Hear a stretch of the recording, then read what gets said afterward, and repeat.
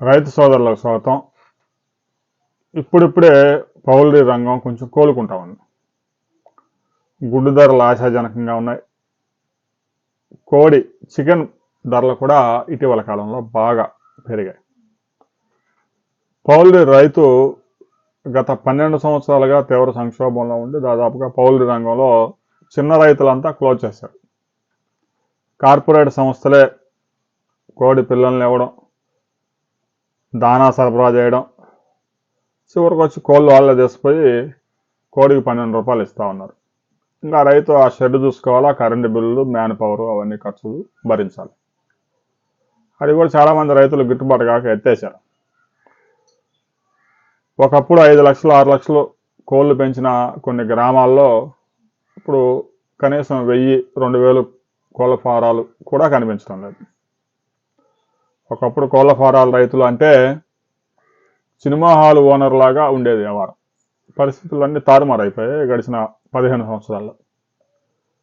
కొద్దిగా ఒక 6 నెలల నుంచి పరిస్థితులు అనుకూలిస్తున్నాయి. కోడిగుడ్డు ధర 7 రూపాయలు చేరడం, చికెన్ ధర 300 పైగా అమ్మడంతో ప్రస్తుతం ఉన్న పౌల్ట్రీ రైతులకి కొద్ది లాభాలు వచ్చే అవకాశం ఉంది. నష్టాలు రావు, కానీ లాభాలలో కొంచెం గతంతో పోల్చుకుంటే గతంలో గడిచిన సంవత్సరాల్లో ఇంత ధరలు ఎప్పుడు.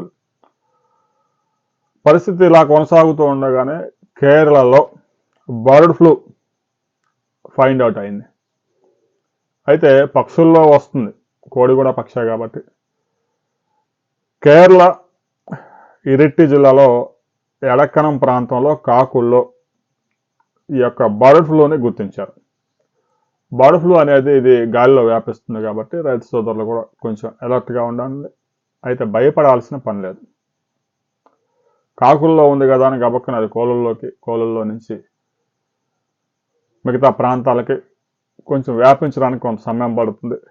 పౌల్ట్రీ ఫార్మ్స్ మెయింటైన్ చేస్తున్న రైతులు ఫుట్ డిప్ అనేది తప్పనిసరిగా పెట్టుకోండి. పౌల్ట్రీలోకి వచ్చే వెహికల్స్ కానీ మనుషులు కానీ మస్ట్గా అది బ్యాక్టీరియలైజ్ని చేసి ఫుట్ డిప్ పెట్టుకోవాలి.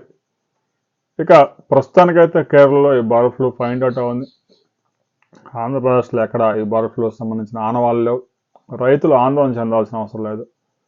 పౌల్ట్రీ ఇప్పుడిప్పుడే కొంచెం కోలుకుంటా ఉంది. ఇలాంటి వార్తలు రావడం వల్ల కూడా కొంచెం నెగిటివ్ అయ్యే అవకాశం ఉంది.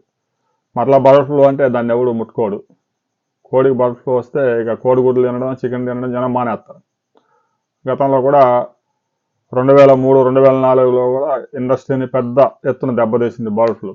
ఆ తర్వాత కూడా 2-3 సార్లు బర్డ్ ఫ్లూతోనే ఇండస్ట్రీ బాగా దెబ్బతినిపోయింది.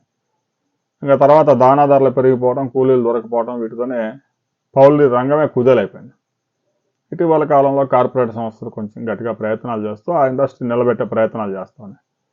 అయితే ప్రస్తుతం కేరళలో బర్డ్ ఫ్లూ ఫైండ్ అవుట్ అయినా కూడా రైతులు ఆందోళన చెందాల్సిన అవసరం లేదు.